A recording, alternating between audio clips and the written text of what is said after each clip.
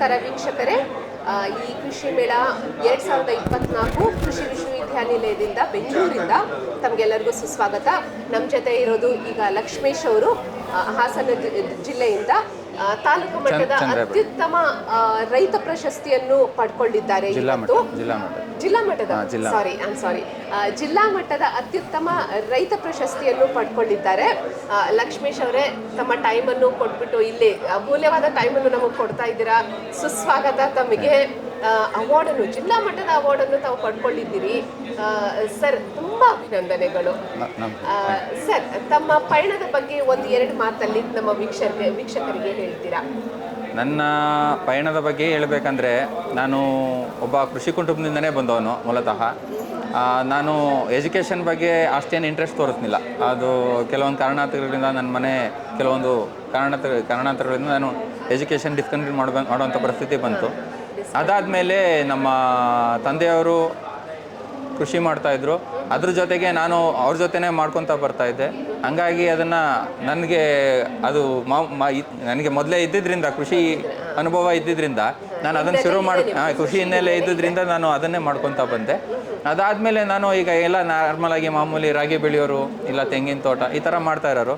ಡಿಫ್ರೆಂಟಾಗಿ ಏನಾದರೂ ಮಾಡಬೇಕು, ಹೊಸದಾಗಿ ಏನಾದರೂ ಮಾಡಬೇಕು, ಅಂದರೆ ಹೊಸ್ದಾಗಿ ಆದಾಯ ಬರೋ ಥರ ಏನಾದರೂ ಮಾಡಬೇಕಂತೇಳಿ ಹೊಸದಾಗಿ ಮಾಡಿಕೊಂಡಾಗ ನಾನು ಸಮಗ್ರ ಕೃಷಿ ಬಗ್ಗೆ ಇಂಟ್ರೆಸ್ಟ್ ತೋರಿಸ್ತೆ. ಸಮಗ್ರ ಕೃಷಿ ಅಳವಡಿಸ್ಕೊಂಡೆ.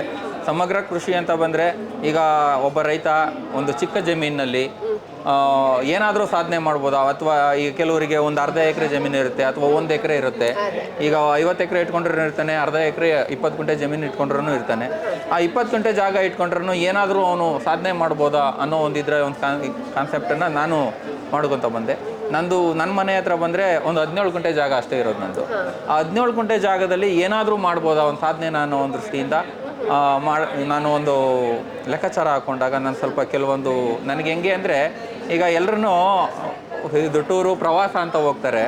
ನಾನು ಪ್ರವಾಸ ಹೋಗೋದು ಯಾವ ಥರ ಅಂದರೆ, ಯಾರಾದರೂ ಫಾರ್ಮರ್ಸು ಯಾರಾದರೂ ಡಿಫ್ರೆಂಟಾಗಿ ಏನಾದರೂ ಮಾಡಿದಾರಾ ಆ ಥರದ್ದು ನೋಡೋಕ್ಕೆ ನಾನು ಇಂಟ್ರೆಸ್ಟ್. ಆದರೆ ಆಲ್ಮೋಸ್ಟ್ ನಾನು ಇಂಡಿಯಾದಲ್ಲಿ ಒಂದು 70-75 ಭಾಗ ನಾನು ಇಂಡಿಯಾ ಸುತ್ತಿದ್ದೀನಿ. ಬರೀ ಕೃಷಿ ಬಗ್ಗೆ ನೋಡ್ಲಿಕ್ಕೋಸ್ಕರನೇ ನಾನು ಇಂಡಿಯಾ ಸುತ್ತಿದ್ದೀನಿ.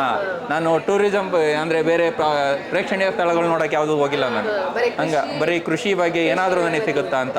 ಲಾಸ್ಟ್ ಟೈಮ್ ನಾನು ಗುಜರಾತ್ಗೆ ಹೋಗಿ ಬಂದೆ. ಅಲ್ಲಿ ಕೃಷಿ ನೋಡೋಣ. ಈಗ ನನ್ನ ನೆಕ್ಸ್ಟ್ ಪ್ಲಾನ್ ಇರೋದು ಇಸ್ರೇಲ್ಗೆ ಹೋಗ್ಬೇಕು ಅನ್ನೋದೊಂದಿದೆ.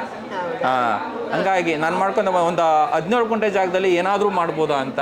ಈಗ ಅದರಲ್ಲಿ ನಾನು ಈಗ ಮಾಡಿರೋದು ಹೆಂಗೆ ಅಂದರೆ, ಒಂದು 17 ಗುಂಟೆ ಹಂತವಾಗಿ ಮಾಡ್ಕೊತ ಬಂದಾಗ ಒಂದು ಹಸು ಸಾಕಾಣಿಕೆ, ಆರ್ಗ್ಯಾನಿಕ್ ಮಿಲ್ಕನ್ನು ನಾನು ರೆಡಿ ಮಾಡ್ತಾಯಿದ್ದೀನಿ. ಅದ್ರ ಜೊತೆಗೆ ನಾನು ಕುರಿ ಫಾರಮ್ ಇದೆ, ಮತ್ತು ಮೊಲ ಸಾಕಾಣಿಕೆ ಇದೆ, ಮತ್ತು ಗಿನಿಯಾ ಪಿಗ್ಗು, ನೀವು ಬಿಳಿ ಇಲಿ ಕೇಳಿರ್ಬೋದು, ಅದು ಮೆಡಿಸಿನ್ಗೆ ಹೋಗ್ತಾ ಇದೆ, ಅಂದರೆ ಮೆಡಿಸಿನ್ ಎಕ್ಸ್ಪೆರಿಮೆಂಟ್ಗೆ ಹೋಗ್ತಾ ಇದೆ. ಗಿನಿಯಾ ಪಿಗ್ ಫಾರಮ್ ಮಾಡಿದ್ದೀನಿ. ಮತ್ತು ಅದ್ರ ಜೊತೆಗೆ ಈಗ ನಾನು ಹಂದಿ ಸಾಕಾಣಿಕೆ ಮಾಡಿದ್ದೀನಿ, ಮತ್ತು ಅಜೋಲಾ ಬೆಳೆದಿದ್ದೀನಿ. ಜೇನು ಕೃಷಿನಲ್ಲಿ ಒಳ್ಳೆ ಆದಾಯ ಬರ್ತೈತೆ. ನೀವು ನೋಡ್ಬೋದು, ಇಲ್ಲ ಪಕ್ಕದ ಸ್ಟಾಲ್ನಲ್ಲೇ ನಂದು ಜೇನು ಸೇಲ್ ಆಗ್ತಾಯಿದೆ. ಪೂರ್ವಿಕ ಆರ್ಗಾನಿಕ್ ನೈಸರ್ಗಿಕ ಜೇನುತುಪ್ಪ ಅಂತೇಳಿ ಸೇಲ್ ಆಗ್ತಾಯಿದೆ ಪಕ್ಕದ ಸ್ಟಾಲಲ್ಲಿ. ನಮ್ಮ ಹಾಸನ್ KVK ಅವರ ಸ್ಟಾಲಲ್ಲೇ ನನ್ನ ಮಾರ್ಕೆಟಿಂಗ್ ಆಗ್ತಾಯಿದೆ. ದಯವಿಟ್ಟು ಗಮನಿಸಿ, ನಮ್ಮ ಲಕ್ಷ್ಮೇಶ್ ಅವ್ರದ್ದು ಜೇನು ಸಾಕಾಣಿಕೆ ಸ್ಟಾಲ್ ಬೇರೆ ಇದೆ. ದಯವಿಟ್ಟು ಹೋಗಿ ಖರೀದಿಸಿ, ಒಳ್ಳೆ ಆರ್ಗ್ಯಾನಿಕ್ ರೀತಿಯಲ್ಲಿ ಬೆಳೀತಾ ಇದ್ದಾರೆ.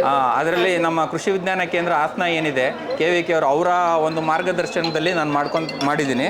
ಅದು ತುಂಬ ಅವರ ಮಾರ್ಗದರ್ಶನದಲ್ಲಿ ಅವರ ಟ್ರೈನಿಂಗ್ ತೊಗೊಂಡು ನಾನು ಮಾಡಿದೆ. ಇವತ್ತು ನಾನು ಒಂದು 3 ವರ್ಷದ ಅನುಭವ ನನ್ನ ಜೇನು ಕೃಷಿನಲ್ಲಿ. ಇವತ್ತು ಆ ಜೇನು ಕೃಷಿ ನಂದು ಇವತ್ತು ಒಂದು 40 ಪೆಟ್ಟಿಗೆವರೆಗೂ ಹೋಗಿದೆ. 40 ಜೇನು ಪೆಟ್ಟಿಗೆ ಮಾಡಿದ್ದೀನಿ. ಒಂದೇನೆಂದರೆ, ನನಗೆ ನನ್ನ ಮನೆ ಹತ್ರನೇ ಉಳ್ಕೋತಾ ಇಲ್ಲ. ಈಗ ಇಲ್ಲಿನೂ ಸ್ಟಾಲಲ್ಲಿ ಖಾಲಿ ಆಯ್ತಾ ಬಂತು. ಇನ್ನೊಂದು 2-3 kg ಇರ್ಬೋದು ಅಷ್ಟೇ ನಂದು. ನನ್ನ ತೋಟದಲ್ಲಿ ನಾನು ಬೆಳೆದಂಥ ಜೇನು ಖಾಲಿಯಾಗಿ ಹೋಗಿದೆ. ಇಲ್ಲಿ ಕೃಷಿ ಮೇಳದಲ್ಲೂ ಖಾಲಿಯಾಗಿದೆ. ಅಷ್ಟೊಂದು ಡಿಮ್ಯಾಂಡ್ ಇದೆ. ಮತ್ತು ಅದ್ರ ಜೊತೆಗೆ ನನ್ನ ತೋಟದಲ್ಲಿ ಈಗ ಎಲ್ರಿಗೂ ಗೊತ್ತಿರ್ಬೋದು, ಕೊಬ್ಬರಿ ಎಣ್ಣೆನ ಎಲ್ಲರೂ ಆದಷ್ಟು ರೂಢಿ ಮಾಡ್ಕೋತಾ ಇದ್ದಾರೆ. ಈಗ ಬೇರೆ ಆಯಿಲ್ನೆಲ್ಲ ಉಪಯೋಗಿಸೋದು ಬೇಡ ಅಂತ. ಅದ್ರ ಜೊತೆಗೆ ನಾನು ಇವಾಗ ಈಗೇನು ಪ್ರಸಿದ್ಧದಲ್ಲಿದೆ ತೆಂಗಿನಕಾಯಿ ಎಣ್ಣೆ, ಅಂದರೆ ಇವಾಗ ಒರ್ಜಿನ್ ಕೋಕೋನಟ್ ಆಯಿಲ್ ಅಂತ ಏನು ಹೇಳ್ತಾ ಇದ್ದೀವಿ, ಅದನ್ನು ನಾನೇ ನನ್ನ ತೋಟದ ತೆಂಗಿನಕಾಯಿನ ತೊಗೊಂಡು ನಾನೇ ಆಯಿಲ್ ಮಾಡಿ ಅದನ್ನು ಕೂಡ ಮಾರ್ಕೆಟಿಂಗ್ ಮಾಡ್ತಾ ಇದ್ದೀನಿ. ನನ್ನ ತೋಟದ ಮಾತ್ರ, ಹೊರಗಡೆ ಎಲ್ಲೂ ಪರ್ಚೇಸ್ ಮಾಡ್ತಾ ಇಲ್ಲ. ನನ್ನ ತೋಟದ ತೆಂಗಿನಕಾಯಿನ ತೊಗೊಂಡು ನಾನು ಅದನ್ನು ಆಯಿಲ್ ತೆಗೆದು ಅದನ್ನು ಮಾರ್ಕೆಟಿಂಗ್ ಮಾಡ್ತಾ ಇದ್ದೀನಿ. ಮತ್ತು ಅದ್ರ ಜೊತೆಗೆ ಈಗ ನಾನು 17 ಗುಂಟೆನಲ್ಲಿ ಏನಂತ ಹೇಳಿದೆ ಅಂದರೆ ನಿಮಗೆ ಒಂದು ಸಮಗ್ರ ಕೃಷಿ ಅಂತ ಹೇಳಿದ್ದಲ್ಲ, ಅದರಲ್ಲಿ ಈಗ ಹಲವಾರು ಜಾತಿ ಹಣ್ಣಿನ ಗಿಡಗಳು ಬರುತ್ತೆ. ನನ್ನ ತೋಟದಲ್ಲಿ ಹೆಚ್ಚು ಕಮ್ಮಿ ಒಂದು 100ರಿಂದ 120 ಜಾತಿಯ ಹಣ್ಣಿನ ಗಿಡಗಳು ನಾನು ಆ ಜಾಗದಲ್ಲಿ ಹಾಕಿದ್ದೀನಿ. ಅದರೊಳಗಡೆನೆ ಜೇನು ಕೃಷಿ ಮಾಡಿದ್ದೀನಿ. ಹಸು ಫಾರಮ್ ಅದರೊಳಗಡೆನೆ ಇದೆ, ಮತ್ತೆ ಕುರಿ ಫಾರಮ್ ಇದೆ, ಮೊಲ ಸಾಕಾಣಿಕೆ ಇದೆ, ಗಿನಿಯಾ ಪಿಗ್ ಇದೆ, ನಾಟಿ ಕೋಳಿ ಇದೆ. ಹೀಗೆ ಎಲ್ಲ ರೀತಿ ಅಂದರೆ ನಂದು ಹೆಂಗೆ ಅಂದರೆ ಒಂದರಲ್ಲಿ ಆದಾಯ ಇಲ್ಲ ಅಂದರೆ ಇನ್ನೊಂದರಲ್ಲಿ ಬರೋ ಥರ ಮಾಡ್ಕೊಂಡಿದ್ದೀನಿ. ಮತ್ತು ಎಲ್ಲದನ್ನು ಪ್ಯೂರ್ ಆರ್ಗ್ಯಾನಿಕಲ್ಲೇ ಮಾಡ್ತಾ ಇದ್ದೀನಿ. ಕೆಮಿಕಲ್ ಯಾವುದನ್ನು ಪಟ್ಟಿದ ಉಪಯೋಗಿಸ್ದೇನೆ, ಯಾವುದೇ ಔಷಧಿಗಳು ಸ್ಪ್ರೇ ಮಾಡ್ದೇನೆ ಮಾಡ್ತಾ ಇದ್ದೀನಿ. ಹಂಗಾಗಿ ಇವತ್ತು ಒಂದು ಒಳ್ಳೆ ಹಂತದಲ್ಲಿ ಬಂದಿದ್ದೀನಿ, ಒಳ್ಳೆ ಆದಾಯನೂ ಬರ್ತಾ ಇದೆ, ಚೆನ್ನಾಗಿದ್ದೀನಿ. ಹಂಗಿದ್ರೆ ಸರ್ ನಿಮ್ಗೆ ಹೇಳೋದೇ ಬೇಕಾಗಿಲ್ಲ, ನಮ್ದು ಎಲ್ಲ ತೋಟಗಾರಿಕೆ ಬೆಳೆಗಳಷ್ಟು ನಿಮ್ದು 17 ಗುಂಟೆ ಜಮೀನಲ್ಲಿ ಬೆಳೀತಾ ಇದಾವೆ ಅಂತ ಅರ್ಥ ಆಯ್ತು. ಮತ್ತೆ ಅದರ ಜೊತೆಗೆ ಈಗ ಹಾಸನ್ KVK ಇರ್ಬೋದು, ನಮ್ಮ ಹಾಸನ ಹತ್ರ ಕರೆಕೆರೆ ಕೃಷಿ ಮಡೇನೂರು ಕಾಲೇಜು ಇದೆ, ಕೃಷಿ ವಿಶ್ವವಿದ್ಯಾನಿಲಯ ಇದೆ, ಅಲ್ಲಿರ್ಬೋದು. ಮತ್ತೆ ನಮ್ಮ ಅರ್ಕಲಗೂಡಲ್ಲಿ ಒಂದು ಟ್ರೈನಿಂಗ್ ಸೆಂಟರ್ ಇದೆ. ಆ ಸೆಂಟರ್ಗಳಲ್ಲಿ ನಾನು ಒಬ್ಬ ಟ್ರೈನರ್ ಆಗಿ ಹೋಗ್ತಾ ಇದ್ದೀನಿ, ಸಂಪನ್ಮೂಲ ವ್ಯಕ್ತಿಯಾಗಿ ಭಾಗವಹಿಸ್ತಾ ಇದ್ದೀನಿ. ಕೆಲವೊಂದು ಜೇನು ಕೃಷಿ ತರಬೇತಿಗೆ ಬರುವಂಥ ರೈತರು ಇರ್ಬೋದು, ಮತ್ತು ಈಗ ಹೊಸದಾಗಿ ಕೃಷಿ ಸಖಿಯರು ಅಂತ ತಗೋತಾ ಇದ್ದಾರೆ. ಆ ಕೃಷಿ ಸಖಿಯರಿಗೆ ಸಾವಯವ ಕೃಷಿ ಬಗ್ಗೆ, ನೈಸರ್ಗಿಕ ಕೃಷಿ ಬಗ್ಗೆ ಇದರದ್ದು ನಾನು ಟೀಚ್ ಮಾಡ್ತಾ ಇದ್ದೀನಿ. ಮತ್ತು ಅದಲ್ಲದೆ ಸಾಕಷ್ಟು ಈ ಸಂಘ ಸಂಸ್ಥೆಯವರು ಮತ್ತು ಕೆಲವೊಂದು ಯೂನಿವರ್ಸಿಟಿ ಕಾಲೇಜವರು ನನ್ನ ತೋಟಕ್ಕೆ ವಿಸಿಟ್ ಆಗ್ತಾ ಇದ್ದಾರೆ. ಮತ್ತು ನನಗೆ ಕೃಷಿ ವಿಜ್ಞಾನ ಕೇಂದ್ರ ಇವತ್ತು ಇಲ್ಲಿ ಏನು ನನಗೆ ಅವಾರ್ಡ್ ಕೊಡ್ತಾ ಇದ್ದಾರೆ, ಇಲ್ಲಿ ಸ್ಟೂಡೆಂಟನ್ನು ನನ್ನ ತೋಟಕ್ಕೆ ಕರ್ಕೊಬಂದು, ಇಲ್ಲಿ ಲಲಿತಾ ಮೇಡಮ್ ಅಂತ ಒಬ್ರು ಇದ್ದಾರೆ, ಅವರು ನನ್ನ ತೋಟಕ್ಕೆ ಕರ್ಕೊಬಂದು ಅಲ್ಲಿ ನನ್ನ ತೋಟದಲ್ಲಿ ಅವರನ್ನ ಅಧ್ಯಯನ ಮಾಡ್ತಾ ಇದ್ದಾರೆ ಕರ್ಕೊಬಂದು. ಅಂದ್ರೆ ನಾವೀಗ ಮಾತಾಡ್ತಾ ಇರೋದು ಬರೇ ಒಬ್ರು ಪ್ರಗತಿಪರ ರೈತ ಅಲ್ಲ, ಒಂದು ಮಿನಿ ಶಾಲೆ ಜೊತೆ ಅಂತ ಹೇಳ್ಕೊಳಕ್ ಇಷ್ಟಪಡ್ತೀನಿ ನಾನೀಗ. ಸರ್, ಈಗ ಗಿನಿ ಪಿಗ್ಸ್ ಅಂತ ಹೇಳಿದ್ರಿ, ಹಂದಿ ಸಾಕಾಣಿಕೆ ಅಂತ ಹೇಳಿದ್ರಿ, ಇದ್ರ ಬಗ್ಗೆ ಎಲ್ಲ ಮಾಹಿತಿ ಎಲ್ಲಿಂದ ಸಿಗ್ತು? ಅದೇ ನಾನು ಹೇಳಿದ್ನಲ್ಲ, ನನಗೆ ನಂದೊಂಥರ ಹುಚ್ಚು. ನಾನು ಹೊಸದಾಗಿ ಏನಾದರೂ ತಿಳ್ಕೊಳ್ಳೋಕೆ ಪ್ರಯತ್ನ ಪಡ್ತಾ ಇರ್ತೀನಿ.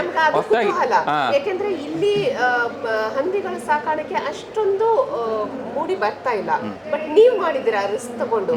ಸೊ ಆ ಐಡಿಯಾ ನಿಮ್ಗೆ ಯಾವ ಕಡೆಯಿಂದ ಬಂತು? ಅಂದ್ರೆ ಈಗ ಕೆಲವೊಂದು ಫಾರಮ್ಗಳು ವಿಸಿಟ್ ಮಾಡಿದಾಗ ನನ್ಗನ್ನಿಸ್ತು ಅದರಲ್ಲಿ ಎಲ್ಲದಕ್ಕಿಂತ ಆದಾಯ ಜಾಸ್ತಿ ಇದೆ ಅಂತ.